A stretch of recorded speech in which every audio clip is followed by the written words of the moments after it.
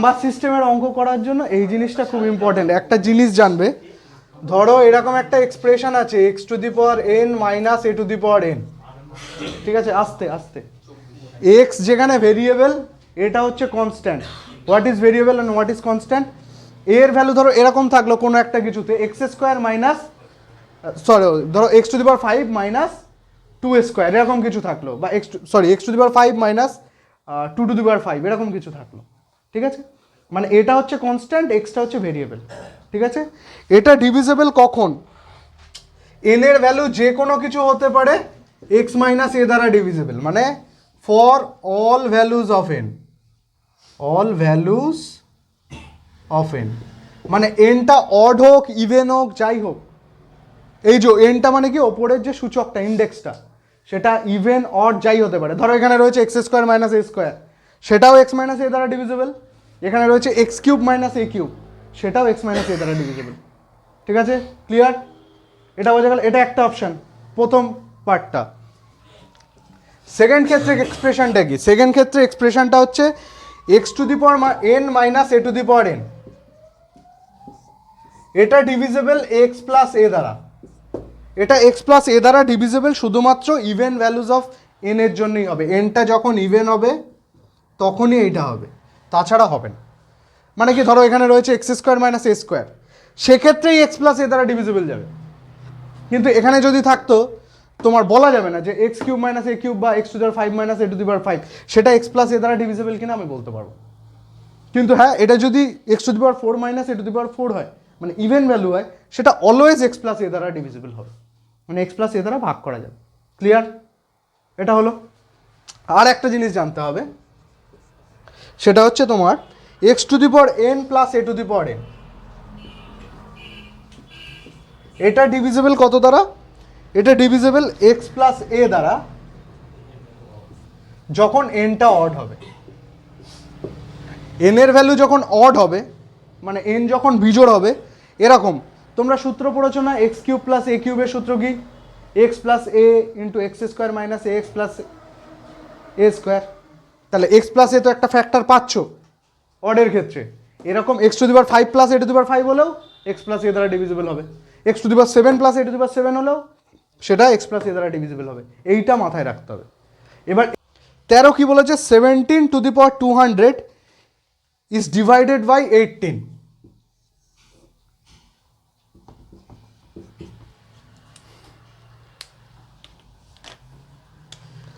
সতেরো two the power 200 আছে, সেটাকে ভাগ করা হচ্ছে কত দ্বারা?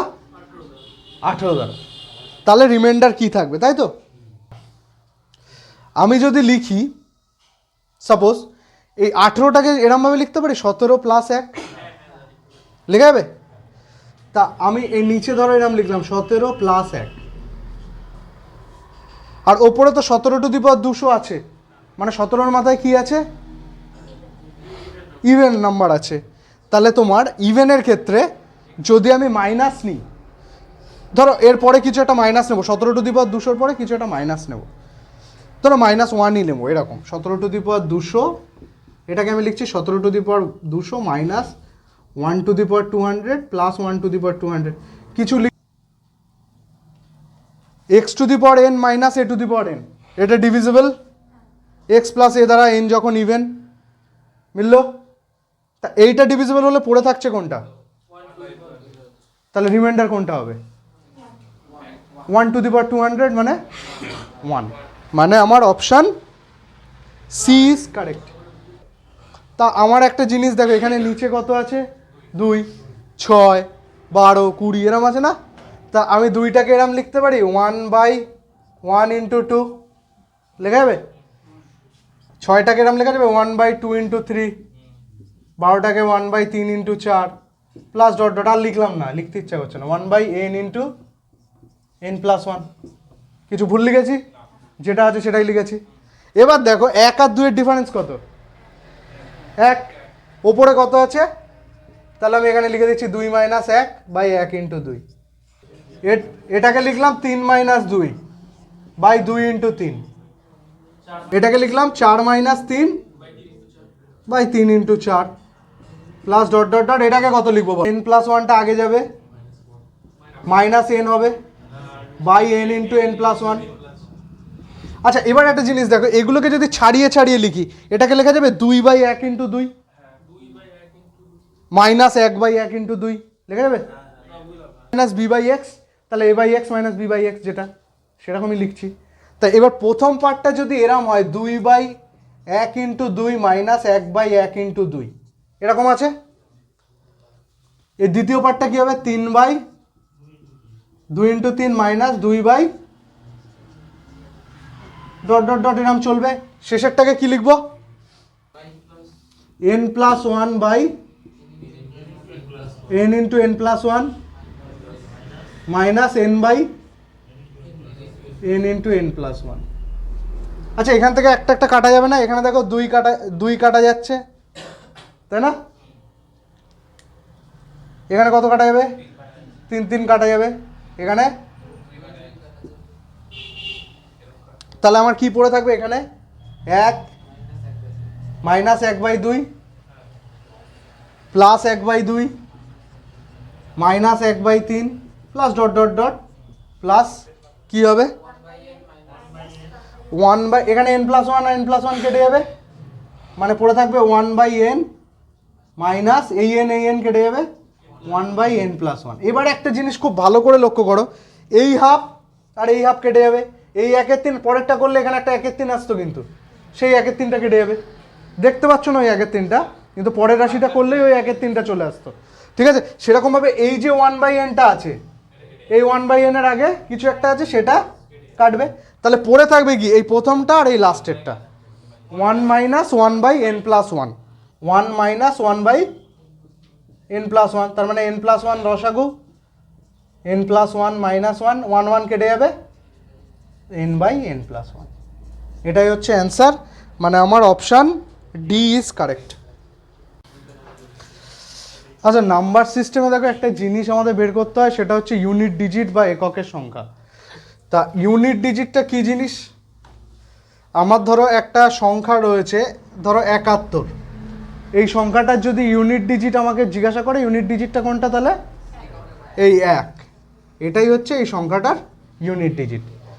তা আমাদের দেবে পরীক্ষায় এরকম কোশ্চেন আসে 79^57 এর ইউনিট ডিজিট কি হবে, বা বিভিন্ন 43^21 এর ইউনিট ডিজিট কি হবে। তা এইগুলো বের করার একটা নিয়ম আছে, সিম্পল নিয়ম। তোমাকে একটা জিনিস জানতে হবে ভালো করে, সেটা কি, কোনো একটা সংখ্যা দিয়েছে, সেই সংখ্যাটার whole to the power suppose 31 বা কিছু আছে, এই যে ভেতরে যে সংখ্যাটা আছে সেই সংখ্যাটার ইউনিট ডিজিট যদি 1 হয়, তাহলে কি যে সংখ্যাই হোক, এখান থেকে যে সংখ্যাই ফর্ম হোক, তার ইউনিট ডিজিট কত হবে? কারণ 1-এর যতই পাওয়ার করো ইউনিট ডিজিট কত হবে 1। মানে এখানে যদি তোমার এরকম থাকতো 71^31, এই 1টার জন্য ইউনিট ডিজিট সবসময় এটার কি হতো 1 হতো। এবার সাপোজ এখানে এরম রয়েছে 72^31, ইউনিট ডিজিটে কত আছে 2 আছে। তা ইউনিট ডিজিটে যদি 2 থাকে, আমাকে কি দেখতে হবে প্রথমে 2 কতবারে রিপিট করে, মানে 2^1 কি হয় 2^2, 2³ 2^4, 16 মানে কত লিখবো 6। এবার পরেই যখন 2^5 করব তখন কত চলে আসবে ইউনিট ডিজিটে 2, মানে এইটা চলে আসছে না, সেম জিনিস। মানে কতবারে তাহলে রিপিট করছে 2 4 বারে। এইটা তোমাকে নোট ডাউন করতে হবে। কি নোট ডাউন করতে হবে? 2 রিপিট করে 4 বারে। তাহলে এখানে 72^31 আছে, ঠিক আছে। তাহলে কি করব আমি, সিম্পলি 4 দিয়ে ভাগ করব। কাকে ভাগ করব? 31কে ভাগ করব। তা 4 দিয়ে যদি আমি 31কে ভাগ করি, 4 × 7 = 28, 3, মানে আমার রিমাইন্ডারটা পড়ে থাকছে কত 3 রিমাইন্ডার থাকলে এবার কি হবে, অ্যাকচুয়ালি 2³ মানে 8, এই ইউনিট ডিজিটটাই নেবে, মানে ওই সংখ্যাটার ইউনিট ডিজিট হবে ওই 72^31 ইউনিট ডিজিট হবে 2³ = 8। Any doubt? 2 গেল। এবার এটা 72 না, এটা 73 আছে।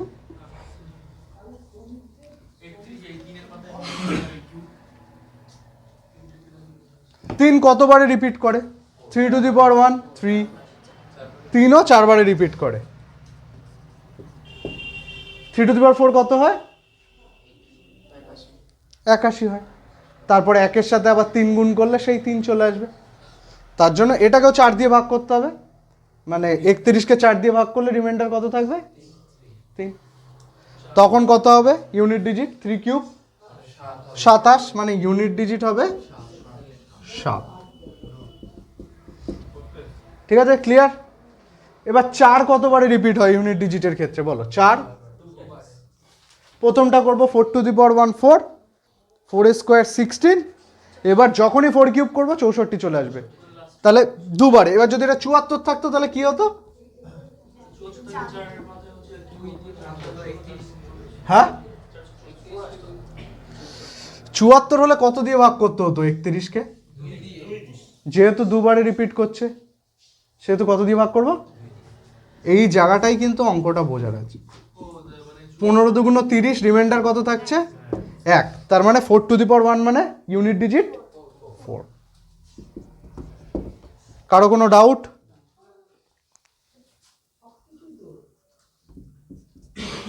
ইউনিট ডিজিটটা হবে সেক্ষেত্রে 4। ক্লিয়ার? তাহলে পেছনে 4 থাকলে, ইউনিট ডিজিটে 4 থাকলেই, বুঝেছো? এবার 5-এর ক্ষেত্রে কি হবে? 5-এর দেখো 5 টু দি পাওয়ার 1 কি হয়?